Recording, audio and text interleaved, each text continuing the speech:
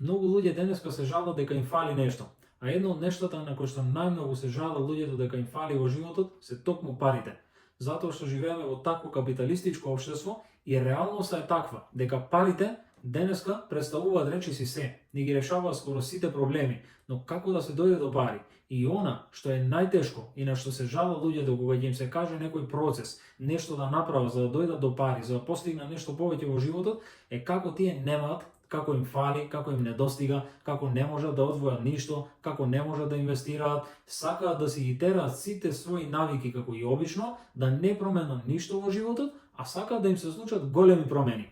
Затоа решив да го снимам ова видео и ќе ви покажам токму преку мој личен пример. Ова не е филозофија. Ова е нешто што јас лично сум го поминал досега низ годините и знам, сум сигурен и убеден 100% дека тоа функционира. Ќе ви покажам низ еден најобичен пример како во рок од 4-5 години може драстично да ви се промени вашиот живот, животот на вашата фамилија и на вашите поколенија понатаму. Но за тоа треба да имате цврста волја, цврст карактер, да сте спремни да се откажете од некои навики во животот и да сте спремни да промените некои навики во животот. А тоа е многу лесно. Со ситни навики кои може да ги промениме во нашиот живот, ние навистина може да постигнеме многу. А сега тука имаме направен еден детален план низ кој ќе ви покажам како сето тоа може да го постигнете. Овој план што сега ќе ви го покажам се нарекува правило 10-20-70, а тоа е како треба да ги распоредите вашите примања кои ги добивате месечно. Да одиме сега по ред.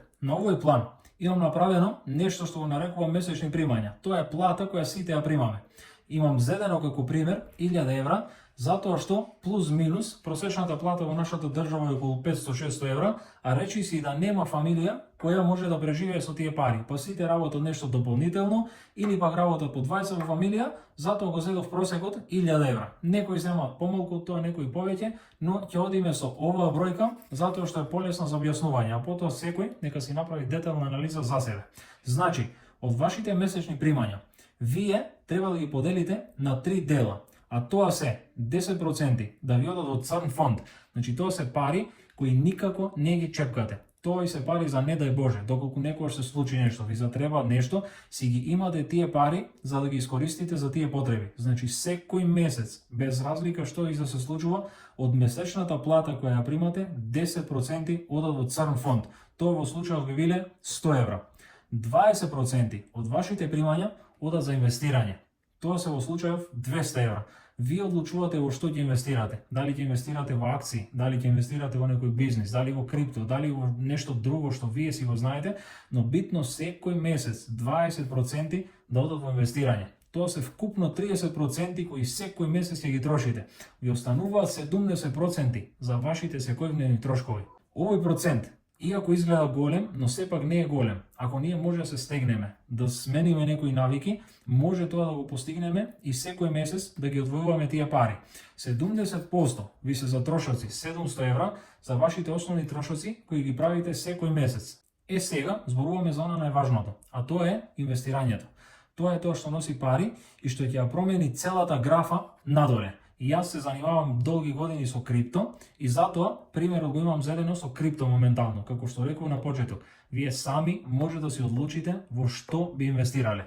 Сега јас одам со тој пример. На 4 годишен циклус, значи криптовалутите, ако сакате да бидете профитабилни, барем досега во изминатите циклуси, секогаш тоа се случува на 4 години. И затоа имам земено пример со 4 годишен циклус во крипто. Значи црн фонд, ако вие 4 години си одвојувате по 10% или 100 евра за црн фонд, тоа се 48 месеци и вие би имале 4800 евра пари, кеш, кои не ви требаат, кои не ги чепкате, кои ги чувате за не дај Боже ситуации. Значи за 4 години, со мали навики, со мало одвојување од вашата сума месечно, доаѓате до 4800 евра пари, кеш, кои не ви требаат. Потоа, она што е важно, инвестирањето, тоа е 20%, дупло од црниот фонд. Тогаш по 200 евра вие би имале 9600 евра инвестирани во нешто. Како што кажав, сега зборуваме за крипто. Јас ги инвестирав тие пари во крипто. Што значи, ако ви имате 9600 евра инвестирани во крипто и тоа сте го правиле редовно, секој месец во текот на овие 4 години, сигурно сте го фатиле и дното на криптопазарот, затоа што криптовалутите досега се случуваат во таков циклус да одат до нивниот пик, потоа се случува тука крак, па паѓаат надоле и од дното повторно имаме зона на акумулација и повторно доаѓаат до нови врвови. Што значи во текот на тие 4 години вие секогаш ќе имате иста сума за инвестирање, но сепак ќе го фатите и дното. А од досегашното искуство и од тоа што сум го видел досега во крипто, доколку го фатите дното, е многу лесно да дојдете од 5 до 10x поврат на вашите пари. Тука зборуваме за поврат од крипто ризичен. Што е ризичен? Алткоини. Доколку би ги инвестирале во биткоин, во етериум, тоа е помал ризик, но исто така и помал поврат. Но тука зборуваме за поризични инвестиции, како јас го правев тоа, тогаш имате минимално, внимавајте, минимално од 5 до 10x поврат на вашите пари.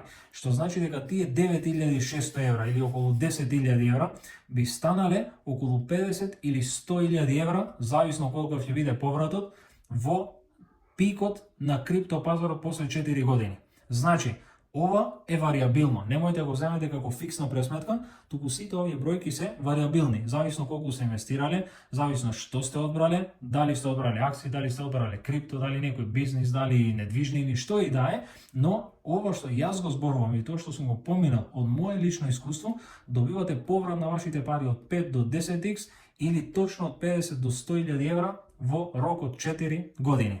Е сега, за тие 4 години, еве ви едно резиме.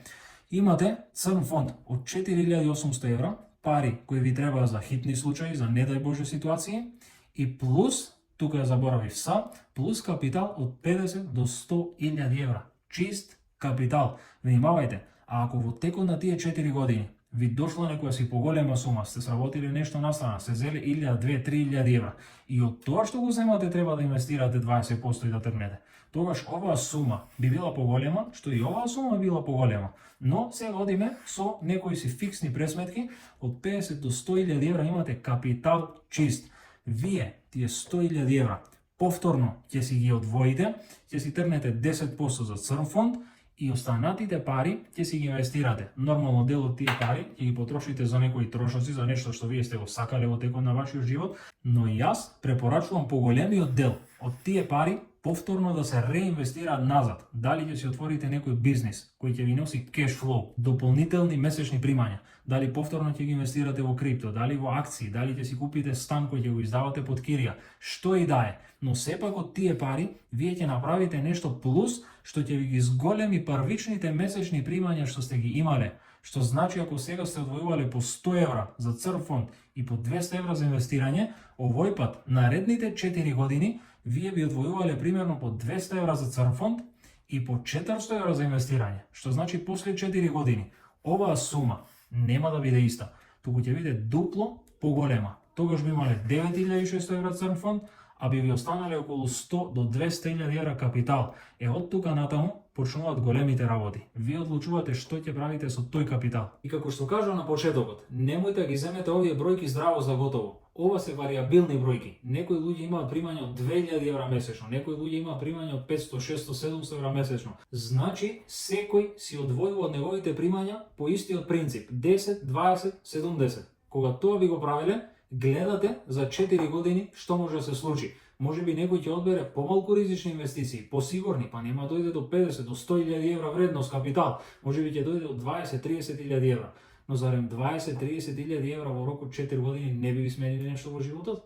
И на крај, знам дека некој може би ќе се насмеа на ова, но ова не е филозофија. Ова е мој животен пат, нешто што сум го поминал досега низ годините, што сум видел дека функционира, затоа што и јас имав обични примања од плата, но ги сменив своите навики. Не го правев тоа што го прават 99% од луѓето, колку што земам толку да трошам. Не, туку секогаш од тоа што го земам, дел оди во инвестирање. Во што вие може да се одлучите во што и во што се чувствувате најсигурни. Но битно е дел од примањата што ги земате да ги инвестирате, затоа што тоа е тоа што ви го променува животот. И како што видовте, на 4 години и после на 4 години, тоа многукратно повеќе се дуплира. После тие 100-200.000 евра, вие веќе може да одлучите да инвестирате 20-30.000 евра и во акции, и во крипто, и во недвижнини, и да имате стан кој ќе го издавате под кирија, и да отворите бизнис за 20-30.000 евра, без разлика што ќе правите, тоа е ваша одлука.